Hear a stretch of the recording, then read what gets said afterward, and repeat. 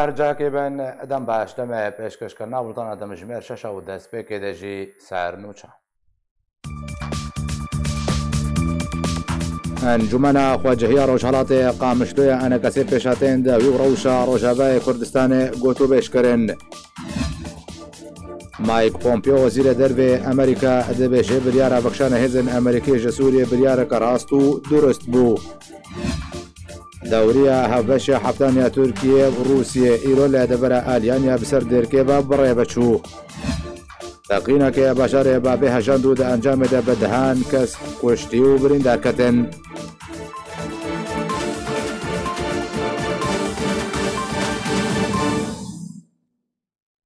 دووبارە سڵاوە.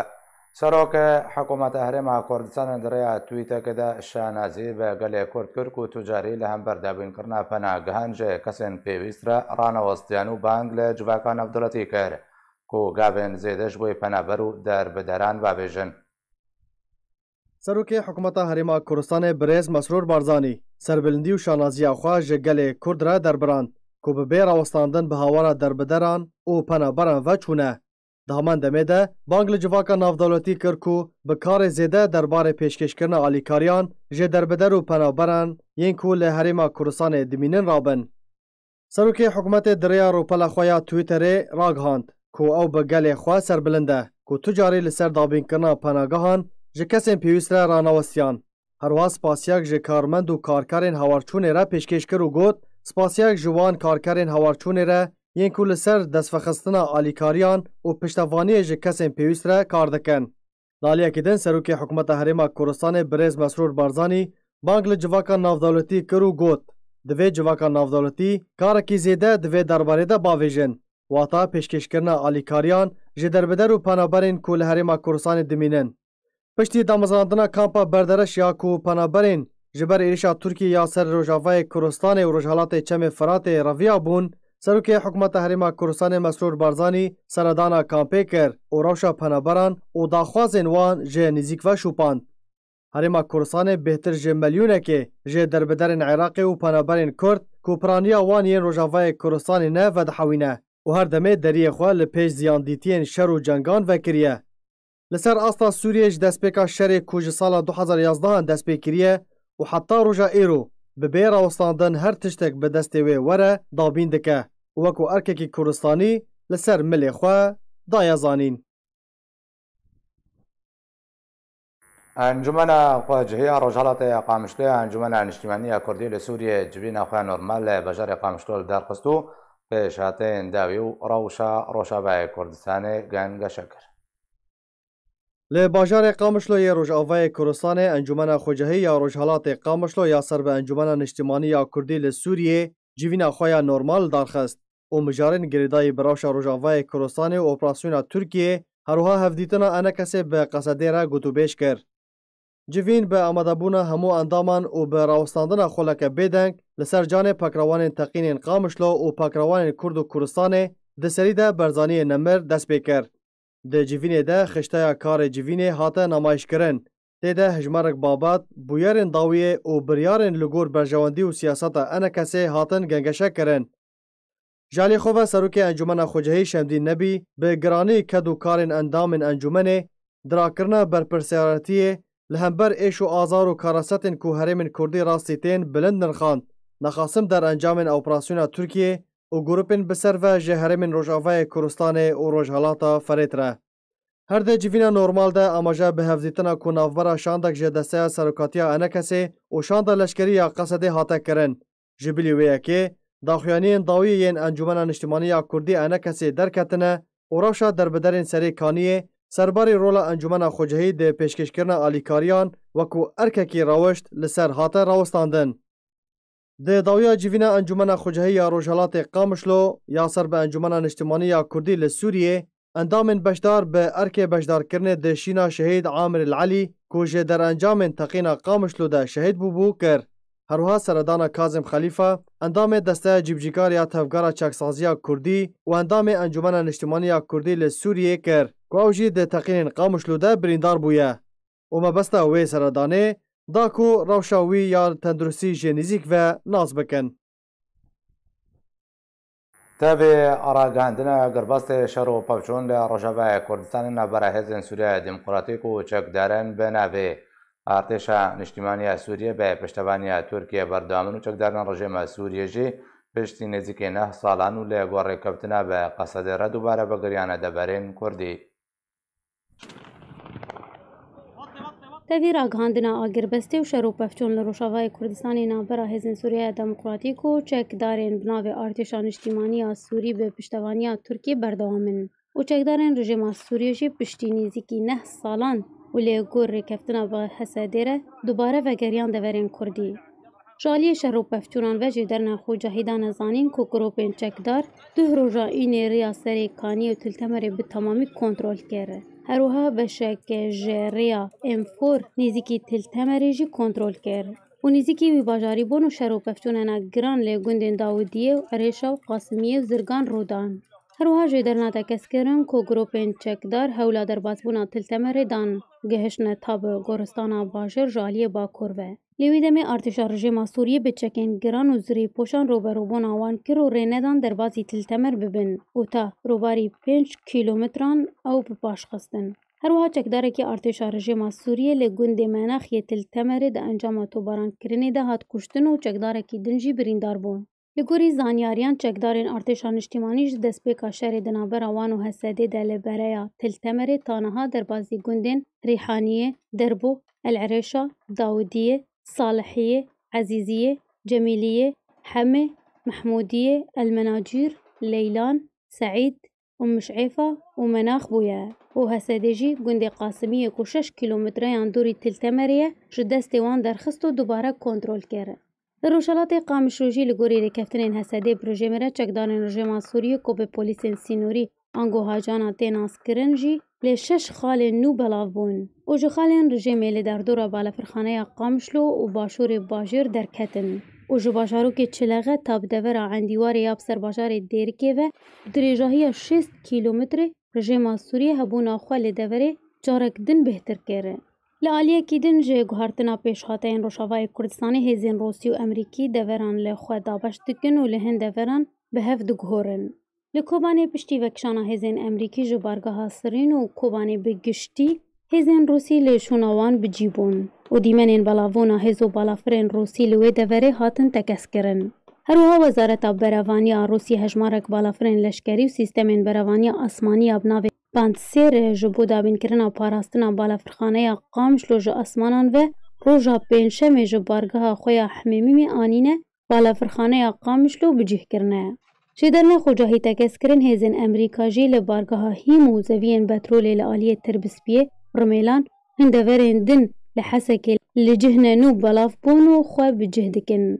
38 روش لسر دست بکرنا اپراسیونا ترکی لسر روشاوای کردستانی ایرو درباز دبن. شروع پفچون هین بردامن و پشتی 9 سالان جشورشا سوریه و وکشانا ارتشا رژیم جروشاوای کردستانی جارکا دن رژیم به رکفتن به حسادیره وگریایه.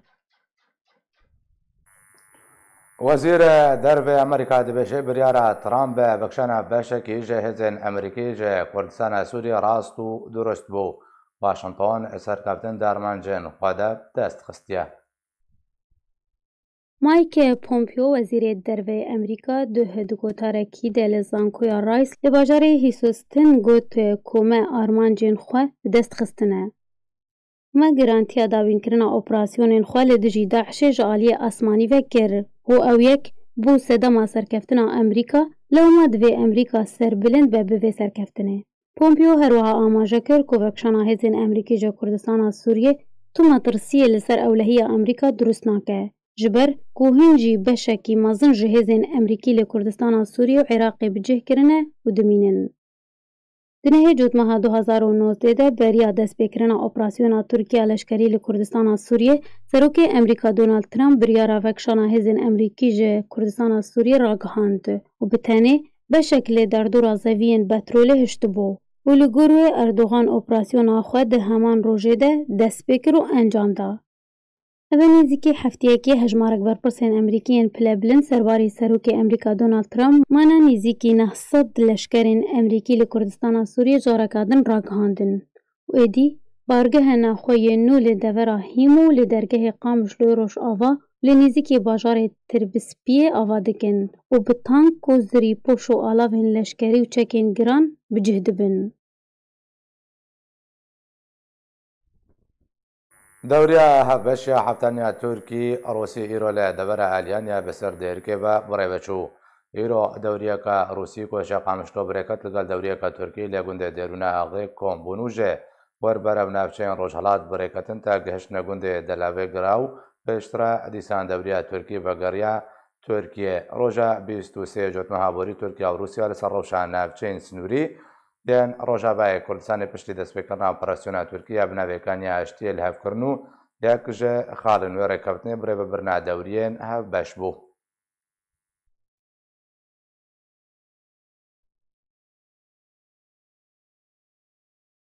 ایناکە بەژارێ بابێک و دکەبێ باکووری ڕۆژهەڵاتی بەژارێ حەلەبێدا هەژاندوودە ئەنجامەدە بدەهان کەس بوونە قوربانی. ئاژانسا رووسیا لەوم ڤیدیۆیەک بەڵاو کرد و گوت و ئەفتەقین لە بەژارێ بابێ لە تا خالگەڕاج هاتی ئەنجامدان و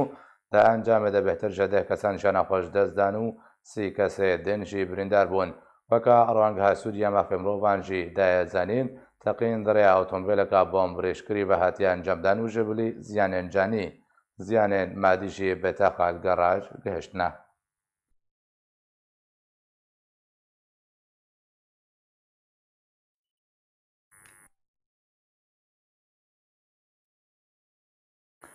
ji bo zanîna dawîn pêşveçûnên bajarên Rojavayê Kurdistanê çi zenyarî lûdê çibûne û çi pêşveçûn li ser herdê jî çibûne û şer û pevçûn weke hatiye ragihandin berdewam e. Zêverê xwe bidime nûçegihanê Arkêdara Ebdê ku ji bajarê Hesekê Mereyadara Dembeş çi zenyariyên nû li cem te hene şer û pevçûn rawestiyana wiyan jî hîne berdewam in. Belê zinar اگر دنگیم کێتە بەلێ کەرەم کەدارە دەنگێکم کەرەم کە بەێ براستی ینی ez dikarim bêjim heta astekê baş şer rawestiya bû yanî wekî li gor şopandina me ji doh de heya îro de yanî wek rengekî tifaqiyek leşkerî çêbûyê ji ber çi ji ber em dibînin grûpên çekdar ji distê 4 nuqteyên leşkerî vekişiyanê wek Dawidiyê û Erîşa û Mişeyfa û Menax her wiha cihê wan jî li gor tiştê ser erdê cihê wan jî nuqteyên wek ê muraqebê ê Rûsî jî çêbûne bi rengekî bi hevbeşiya leşkerên rejîmê û leşkerên Qesedê li van nuqta Dawidiyê û Erîşa û Mişeyfa û Menax yanî wekî din yanî hewl heye hewldan heye got nuqteyek leşkerî nuqteyek muraqeba ya Rûsî li menacîr çêbibe piştî vekişana van grûpên çekdar ê got ser Tirkiye ve her wiha ji xwe nêzî berî de jî nêzî berî da bajarê Tiltemirê jî wek meqerekî leşkerî ê Rûsî jî ew jî hatiye li darxistin li bajarê Tiltemirê. Yani dikarim bêjim zinar heta astekê baş yanî şer daha hatiye rawestandin lê yanî yekcarna belkî rengê teqîna hebe bes nebûyî rengê yanî gûrkirina a şer û ji xwe başa dara rewşa bajarê Tiltemirê çiye ku de weke te got ku te xwe de zanîn te got çekdarên ser bi Tirkiya ve 4 kîlometran ji bajarê Tiltemirê nêzik bûne û şer û pevçûn jî berdewam in. Rewşa bajarê Tiltemirê çiye heta weke îro? Yani ew bajarek ew gundê min got ew gundaya rîhaniyê ye براستي حتى آنها أو جروبين چكدار شخوا الوي داري دهنه أو يجي يعني بهور دكيم أو يجي وفاكشن جيفان جوندا يعني وقت ريحانية أم كارين بيجن يعني جابت كفن جوندا كي نا تم الوي جوندي دمين يعني دكافنيدي وتر دكافن قال لك جوندا إيجو جو سيطرة سركرني يعني نلهم جوندا نقطة خوي لشكري تشيكن بالله درباس دبن درباسي جوندا دبن وديسا وكا باجار هنا درباس نبون وكا باجار باجار شخوا الدوري شخوا يعني حتى هندري باجار د ايروب يعني كسي دنجي تقينا نكر اگر تقين هبن ويقلكي دور بن تشتا جرينج الفرد يعني زنار وقت اف جروبين چكدار جوان جوندا خوادكشينن يعني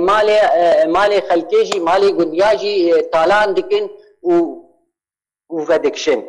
باشا دارا تا بحثا ام بجن بلابونا هسده و چکدارن سر ترکیه بقول کیدر شرط کرن بلابونا چکدارن رژیم دوردل کودریا ارتشا ترکیه لپشتا چکدارن بسربه او رولاواتشیا او جبلاب دمنتنا پیشیانا روسی کو سرپرشتیار ریکوتنا سوچیا لوی نافچه او بچروله لیزه و چکداروی انگو هیزن روسی کودری هانا يعني أنا وقت مجهود روسيا دسبيك نقطات مراقبة والمناخ تشيكر يعني الجور يعني مصدري جوج تشونا ويدري أو نقطة روسي وقت حماية دش بو جروبين چكدار نزيك نبن همبري وي يعني نتني نقطة روسي تنبه وهلبت وي لشكرين ريجيمي جهبن او لشكري ريجيمي ولشكرين قصدي برنجكي هفبش والجندي مناخ بن وقت نقطة ام بيجن مراقبة هروها الداوردية يجي 12 كيلومتر باكوري باجارة التمر والجندي عريشة 15 كيلومتر باكور روجافاي باجارة التمر والجندي مش عيفا جي باكوري التمر 12 كيلومتر اتخازمت بري خبديان بجن مجارة در بدرانيك ودر بدربنا او نهاجي دشرو شدا درباز بن تپیشکتن روشه هاده چه بو یان جوکا هر روزه تپیشکتن نبو هر ده جه خدا مانا يعني خلتي جوج جندا دركتني از تكز دكين كسك ونجر ياي مالي خوا ايجو حتى باجاري تلتمريجي دركتني او جي حتى انها ونجر يعني چونه مالي خبرني بيدفين علاوه خوي خواري وخوارني گش برني يعني وي بندبن حتى يعني اصلك انه براستي روش ارام ببي يا يعني امبيجن روش زلال ببي اجوان زلال ببي غوكاري بن فجرن وديسا دربدر نبن يعني تفيغو يعني هناك روش هاتيه غوارتن ميداني حتى اصلك باش شر هاتيرا وستاندن لي فجراندنا خلقن ولاتين وان غندا بتايبت كسك فنجر ياي استكزدكم تبي يقولوا ايه باجاري تلتمر جي ذكارن بيجم يعني بلكي نيفي باجاري تلتمر درب دربونه باجاري حسكي شون قامشلو هنجوان شون عمودي لي حتى انها فناجرن حتى جو بهتر روش زلال ببي بكار روشا باجار وكي ريفابريا وبكي وشر قادوري وانهره قالك سپاس بنو چگانه ارکه داره عبدو کوش باجاری حسکه مربو زبر خبد ما نو چگانه ارکه احمد صوفی کوش دیر که به مریا احمد دنباش چه زانیاری الجمته هنا چه تشتنو روشا دیر که وکو همو روژه بوری یا روشا دیر که دوا چار روژن بوری دا آساییه تنه گرانبونا دولار هنکی سهکا خوابده لسر بازارا کری فروتن الدیر که راستی نرخ بلند یه دلار که های 707 ورقه دلار کم بر لیره سوری اوه سهکه کی ولی نخواش سر سوکا باجار دیر که بده گراند بونک لسوکه ده پیدا به هن به توین وکو زیته سوکه هنکی ناینه دیتن یعنی هگر ون دیتن چی بکیمایی تێنە دیتن کەلوپەلن هەنە گران بوونە زێدەتر ژوەلێ وەکومە دوهوژی بەحسێکری هاتنە چەکدارên rejîma Sûriyê ku navê Hacana Berêd hatin naskirin yan zerevanên sînor heres hudûd wek me dû jî got ji dêrûna Ghêta bikê gundê endî werê eva mexferê xwe dîsa vegeran ne li mexferê xwe de ne li ser sînorê navbera Rojava û Bakurê Kurdistanê de cihê xwe girtine. باشە ئەحمەد ئیرۆ و هاتیە ڕاگەاندن دەوریەکە هەبەشە ڕووسی و تورکیژی هاتیە ئەنجامدان چ زانیاریت بە دەرباردەهەنە کیژا گوندی کی دەرێ ئەو دەوری هاتە ئەنجامدان ڕاستی ئاگاهی دەست من نەکەتنە بێ دەربارەی دەکا دەوریاوە ئەز ئەv ئاگاهی دەربارەی بێ دەوریەدا دەست من نەکەتنە بڕاستیانی باشە گەلک سپاس بۆی نوشەگانێ ئارکێ ئەحمەد سۆفی کۆش باژارێ دێرکێ مەرابوو شاندە تایبەتە سەرۆکی ئەمریکا دەبێژێ و ئەمریکا هۆشداریە جونۆسایدێ لە دژی کوردان لە باکووری ڕۆژهەڵاتی سووریێدایە جێمس جێفری شاندەیە تایبەتە سەرۆکی ئەمریکا ژ بۆی سووریە ڕاگەاند و پێویستە بە تەنێ خەڵکی باکووری ڕۆژهەڵاتی سووریە بەگەڕنە سەرجێ دێن خەو لە ناوچەی ئارام وەرنەبژیکردن و ئەمریکا هۆشداریە پاکتاوە ڕێگەزیان گۆ جنۆساید لە دژی کورداندایە جێمس جێفری داخواست ژێنەتەوە نیەگرتی کرد و سەرپەرشتیا بەگەرە پەنابەرێن سووریێ یان کو لە تورکیا دمینن بۆ ناوچەیە ئارام بکەی و تەکازیە لەسەر وێ چەندێک کرد و نابێ ژبلی خەلکێ دەبەرێت و کەسەگەیدن بەگەرێ ڕۆژهەڵاتی جامێ فەراتێ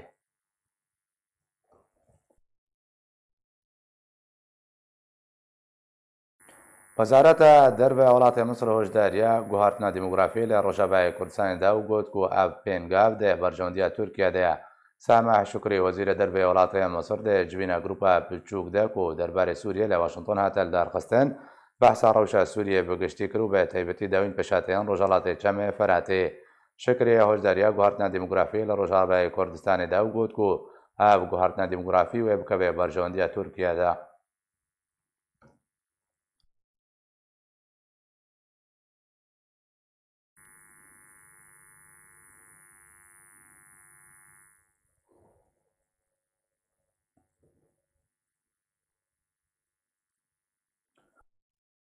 ستۆلتنبەرگ سکرتێری گشتیە پەیمانە باکووری ئەتڵەسی کۆ بە ناتۆ تێناسکردن ڕاگەهاند ڕەوشە باکوورێ ڕۆژهەڵاتی سووریە نە ئارامە و گەلە کاڵۆزی تێدا هەنە و دەنابەر وڵاتێن ئەندامێن ناتۆ دەژی ناگۆکی دەربارەی ڕۆژهەڵاتی چەمێ فەراتێ هەنا سکرتێری گشتیە پەیمانە باکووری ئەتڵەس دەبێژەیەک و دەربارەی ڕەوشە ڕۆژهەڵاتی چەمێ فەراتێ ناکۆکی نابەرا وڵاتێن ئەندامێن ناتۆ دەهەنا یانس ستۆلتنبەرگ سکرتێری گشتیە پەیمانە باکووری ئەتڵەس کۆ بە ناتۆ تێناسکردن ڕاگەهاند کوڕەوشە باکووری ڕۆژهەڵاتی سووریە نە ئارامە و گەلک ئالۆزی تێدا هەنە و دەنابەرا وڵاتێن ئەندامێن ناتۆ دەژی ناکۆکی هەنا و دەما بەحسکردنا باکووری ڕۆژهەڵاتی سووریێ دێ جوینە ناتۆ دە تێکردن بەردەوام جوین بکێشە و ئالۆزیان دەست پێ دەکەن هەروەهایەنس گۆت و بەتەنە یەک دەنگی دەربارەی پاراستنا دەستکەوتان هەیە و لە شەڕی دژی داعشێ بدەستوە هاتنە سکرتێرێ گشتیە ناتۆ دەبێژێ بەردەوام ناتۆ پشتەوانی هەوڵە نەتەوێن یەکگرتی دکێدا و کریزە سووریە بە ڕێیا چارەسەریەکە سیاسی چارەسەر بکێ هەروەها سکرتێرێ ناتۆ ئاماژە بۆی چەندێژەی دا و گوت و ژمارەیەک وڵاتێن ئەندامێن ناتۆ ئیدانە عێریشە تورکیا و گروپیان بەسەرە بۆ سەر ڕۆژاوای کوردستانی کردنەوە بە تایبەتی و دە ئەنجامێدا بەسەدان هەزار کەس دەربدەر و پەنابەر بوون دەماک و عێریشە تورکیا بۆ سەر ڕۆژاوای کوردستانی دەست پێکرد ژمارەیەک وڵاتێن ئەندامێن ناتۆ عێریش ئیدانەکردن و داخوازە ڕاوەستاندنە عێریشێکردن و چەند وڵاتێکی فڕۆتناچەکان بۆ تورکیا قەدەغە کرد ژێ ئالی خۆبەژی وڵاتی ئەلمانیا پرۆسەیەک پێشکەشی ناتۆ کرد و تێدا داخوازە ئاڤەکردنە ناوچەیەکە ئارام لە ڕۆژهەڵاتی چەمێ فەراتێ بێ سەرپەرشتیایەکی تیا ئۆڕۆپا کرد و گوت و 40,000 لەشکەروێ ناوچێ بەپارێزێ ژوای گوتوبژەکە بەتەر لەسەر داوین پێشهاتیان ڕۆژهەڵاتی چەمێ فەراتێ زەبەرە خۆ بدمە جام شرۆڤەکاری سیاسی منال حسکۆ بەڕێز منال دەمباش لێدوانە مایک پۆمپیۆ وەزیرێ دەربێ ئەمریکا دەست پێ بکەن دەما کووت بێژێ بریارە بەکشانە هێزن ئەمریکیش سووریێ بریایکە ڕاست و درست بوو لە هەمبەردا بەریان هاتەوە بەرپرسیارن ئەمریکی دگوتن و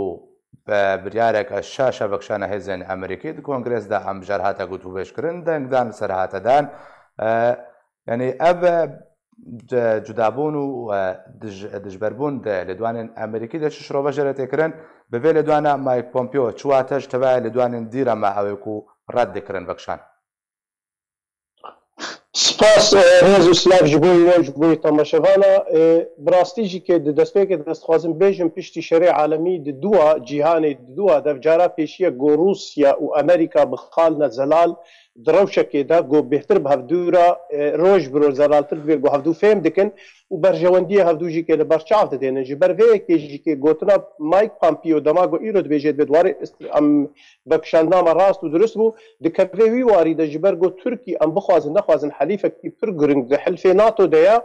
û li hemberê hilfê NATO li vê derê Amerîka dema got piştgirtiya qesedê dikirt yanî em bêjin şervanê Kurda dikir ji bo dijayetiya li dijî Daişê piştî Daeş tewa bû Amerîka li vê derê nexwest got Tirkî derbikeve nakokiya da û bi zelalî piştgirtiya wê grûpê bike heta bi dawî ji bo berjewendiyê xwe te'mîn kirin ji aliyê Rûsava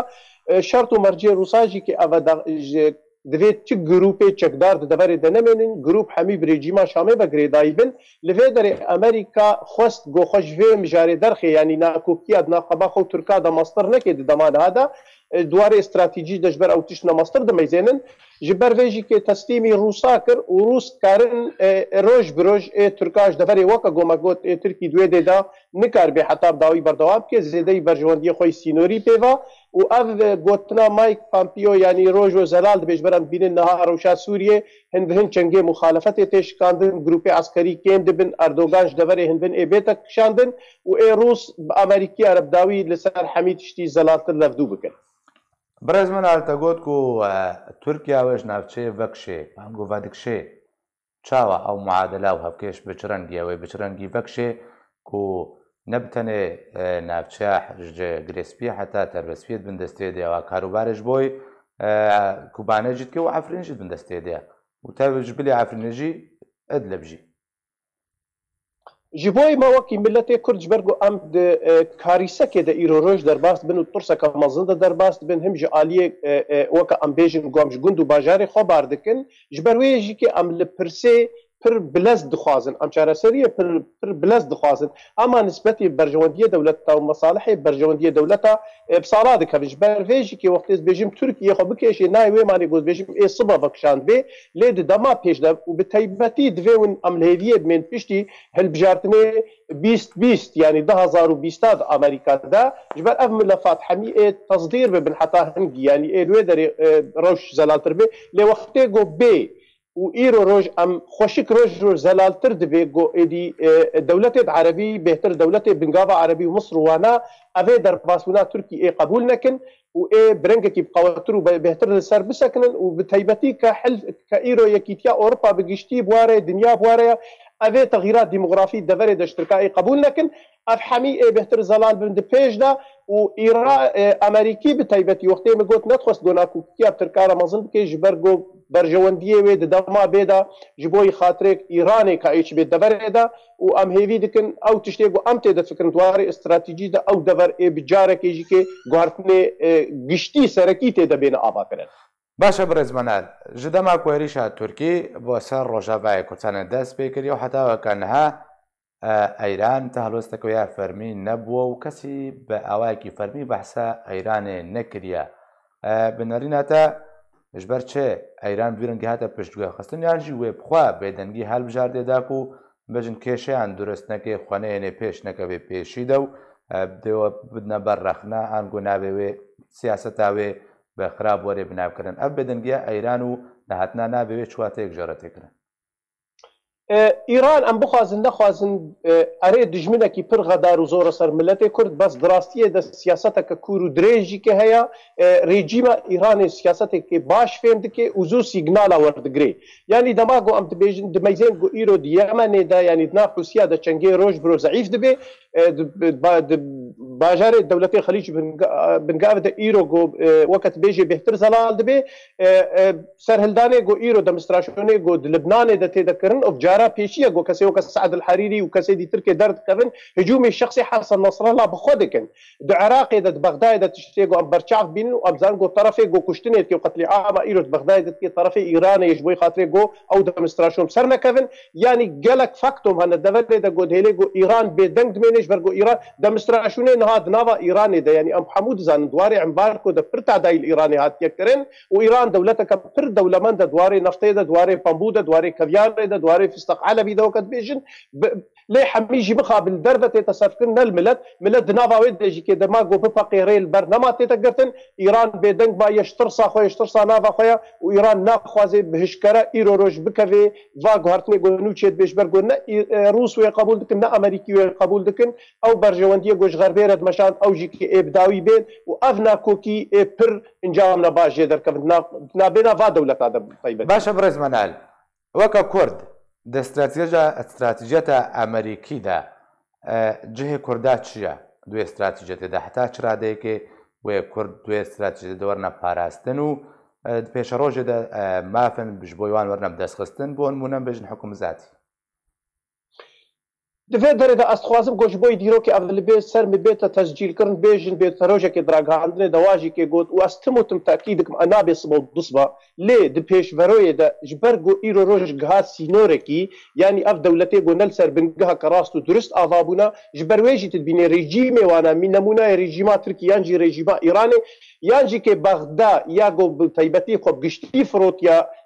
إيراني وريجيما سوريا شخونا الصلاة دارا أف دولة برغو نل دولتنا بنجينا بيش اتفاقيا سايكس بيكو لسر أساسكي هاتنا آفاكرن أساسكي نراستو درست أف دولتانا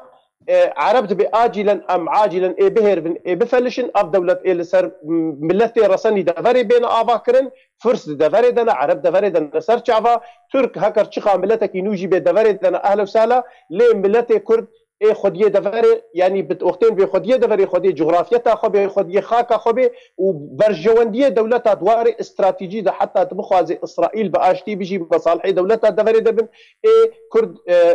از بخو نابه حکم ذاتی از نابه فدرالی از نابه مرکزی افتشنا وک عرف بجن وقتنا آنینا دولت کردی اساسی وی به و از برز منال دور دستخوازم سر رو شعبان بسکنن و چاب من خودان جغرافی خودان دوزو خودان مافنا بهیز کو داخوازی بکه ده دمکه ده کو بشار رسد بشه رجع عربان ده کردستان سوریه بحثا نافچین کو روجلاتی چمه فراتی کر هفتهش صدیه هینا نهاتی زلال کرد ما بستوی تبع روجلاتی چمه فراتی ویانجی نافچین کردینه اگر کو ما بستوی نافچین کردی بن هفته سرصد بونا عرب کرد بیاد ورده بچرنگی برابانیت برما فی خود بکی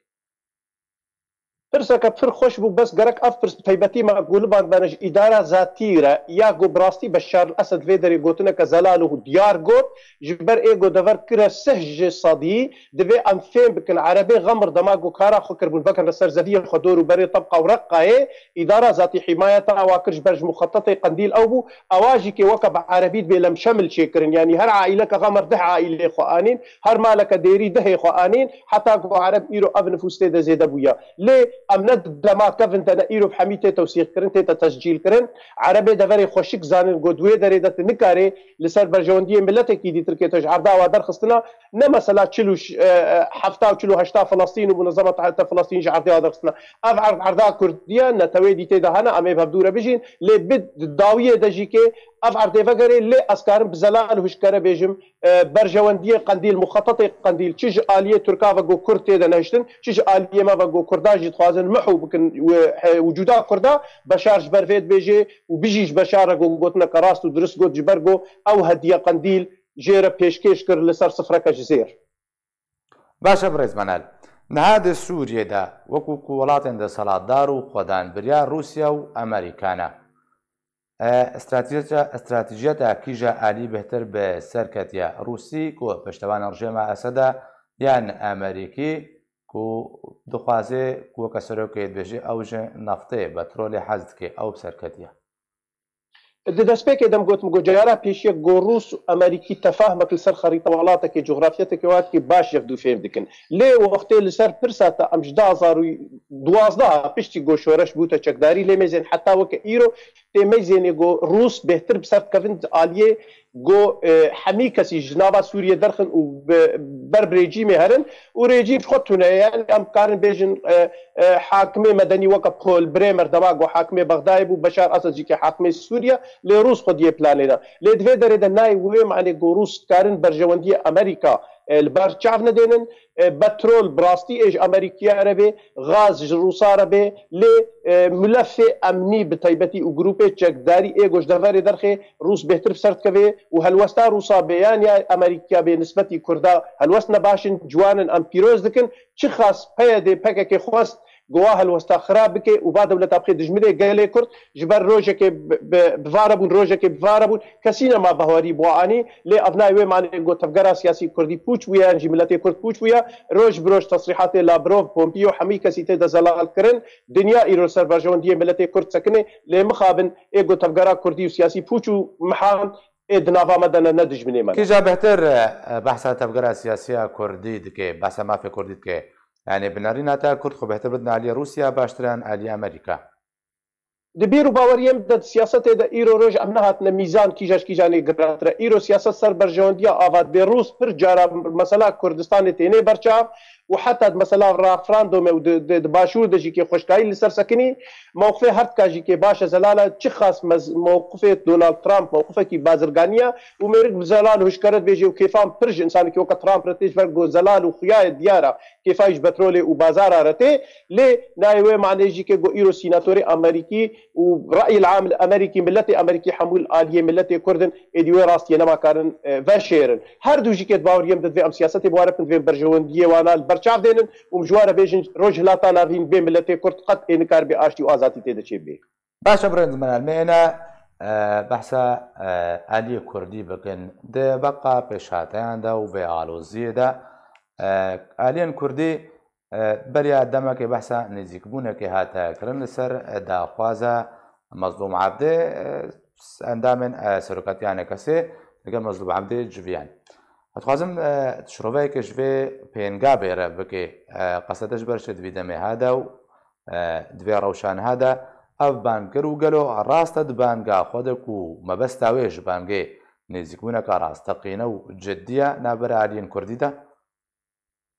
دەستپێکە دەستخوازم بێژیم چ کەس دەبێت چ ڕێخستن دەبێت چ کۆمەلە دەبێت گەرەکە پاراستنا یەکرێزیە مالا کورد بکە و ڕخێ بسەکنێت لێ دراستیەدا کە ئەمۆرە ڕاستیەدا وەختێ گۆ کۆمیتا سیاسی پەیە دێ چ ئالدار خەلیل بێ چ ساڵح مسلم بێ چ پەیمانێ هەولێرە یەک و دو و دهۆک بێ و قامشلە بێ کیژەش ڤاچوو سەری وەختێ گۆ سیاست مەدارە و دووارێ سیاسی د نکاری بواجی کێوە پەیمانە بێتە سەری ئێ چاوە کەسێکی عسکەری گۆ ئیرۆ ڕۆژ ئەمەحەمی دەزانن کوڕێ قەندیلە یعنی نکاریش بن دەستێ قەندیل دەرکەوێ ئەوانە ئەف هاتن ئەف پرۆژەژی دانە پێش ji بۆی خاطرێ گۆ جارەکە دیترکێ تەفگەرە سیاسی کوردی بخنە شەریکێ وێ قەتلی عاماخە وێ خیانەتا خۆ حەقینەتەوێ کووردە وا 11,000 شەهیدا وا مەماڵباتێ گۆ هاتنە تاجیرکردن دزیا بەترۆلێ و حارەستیا گۆژ بەشار ئەسەد دەکردن ئیرۆ مەزلوم د بانگا خو د بانگا که نراست و نخویای نزلاله بانگ نبوی شوی دوی بانگ ریخصنا سیاسی کردی لفدود رینه خالا لبر چاف دینه لسر بنگاه که کردایی لفدود که اما مظلوم هاتیا ورن کرم کن تسلیمی ما ببن و گوتنا الهام احمد زلال و خیایی بو حتی وکن هاجی دروج نما شرق الاوسط دبیجید بی ام پیش مرگاب قبول ناکن لتکانب کبنا ناف مدا و نبس جيجي وكبنا ناف قصد وقصك ببشك ريجيم هكا ريجيم قبول بك جبر بشار جي ايدي نما بلزا ودر باسي ناف خو به بانگا که نراست نه درسته ت باوریم پیتوننا باوریم بیکیتیه که لسر اساس کی کردواری ریخستنی سیاسی لبدو اتفاق بن اما هنگی پیروز بکنو می پیشگرتیای جی کی باشه مادام اف بانگ جی بانگا که نراست و نزلاله و جدی بونت دنینا چاره چیه مادام جه دست پیکا کو امریکا و هر وڵاتێک زرهێستێ ناوچێ وەکە کوشرەوەکار بێژن داخوازە یەکبوونە کوردی کردبووندا و بکاربن بەڕێبانی بەرمافی خۆدا بکەن ئەگەر داوین بانگژی بانکەکە نەڕاست و جدیە چارە چییە؟ دفێ دەرێ دەتەفگەرە سیاسی کوردی بتایبەتی وەختی ئەم بەحسێت کن دوێن بەحسە ئەنە کەسێ بکن ئەنە کەس ژۆژە ڕۆژ بە حتا وەکە ئیرۆ تو دەربا خۆش یەک ڕێزیە مالا کورد نەدایە ئالیکی تو دەربا دەستێ نەبوو یە بخوین و تو دزیژی کێلسەرات یا تەسبیتکردن جیکەش بەرگۆدنا ملەتە ئەمزان بێ چاوە هاتە زەعیفکردن طرفێ سیاسیە ئەوێ گوبناوێ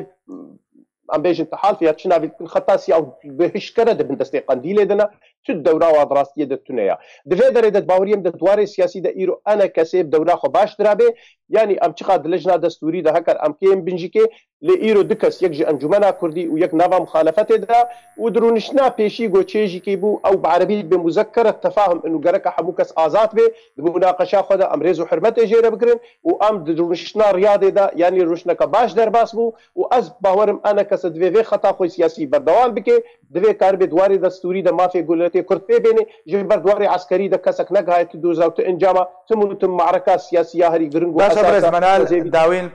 داوين برسيار دەمێک و ئەف هەموو ئالۆزیت سووریە دەهەنا و هەموو ڕێککەفتن هاتنەکردن و هاوکێشە سیاسی ڕۆژ بڕۆژ بەرەب ئالۆز بوونێ بەچێ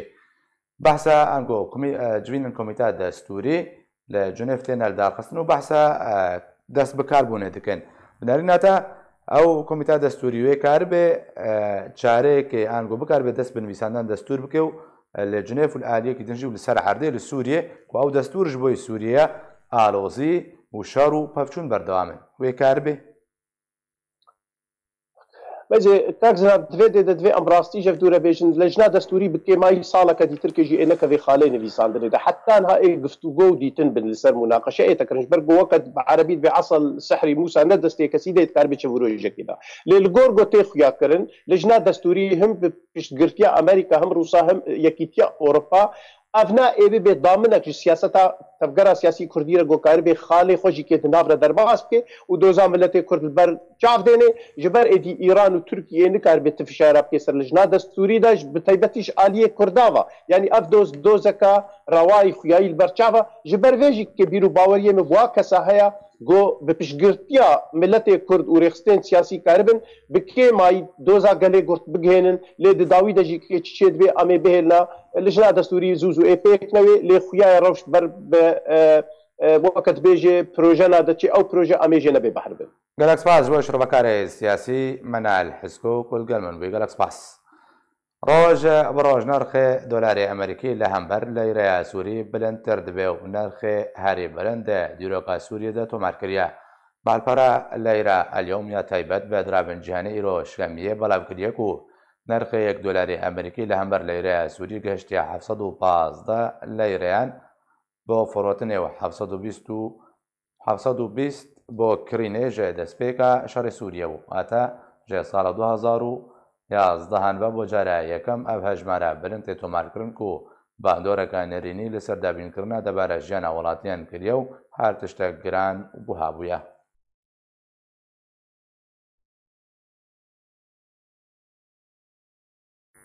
هەیامە 24 دەمژمێرێن بوریدا 98 پەنابەرێن سووریە دەرباسی هەرێما کوردستانێ بوونە لە گۆری ناوەندە هەبەشیا کریزەنی هەرێما کوردستانێک و دەهەیامە 24 دەمژمێرێن بوریدا 98 پەنابەرێن ڕۆژاوای کوردستانێ گەهشتنە هەرێما کوردستانێک و بێ وەیەکی هەژمارە پەنابەرێن ڕۆژاوای کوردستانی پشتی دەستپێکردنا و پۆرۆسیۆنە تورکی دێ نەهێمەها بوری دەتاوەکو ئیرۆ گەهشتا 15972 پەنابەر لە هەردوو کامپێن بەردەڕەش و گوێلان تێنە بجیکرێن هەروەها نەتەوە نێگرتێژی مەترسیاخوا نیشاندا و بەحسە ئەگەرە هاتنە دەردۆرە 5000 پەنابەرێن سووری بۆ هەرێمە کوردستانی کرد.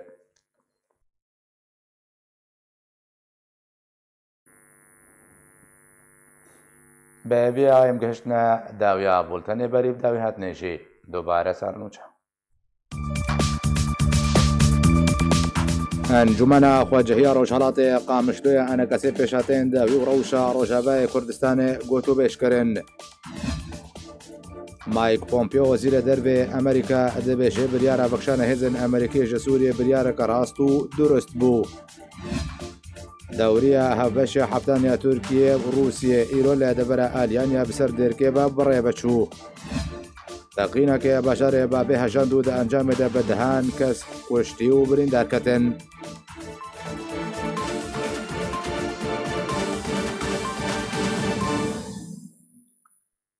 هەر شاد بن.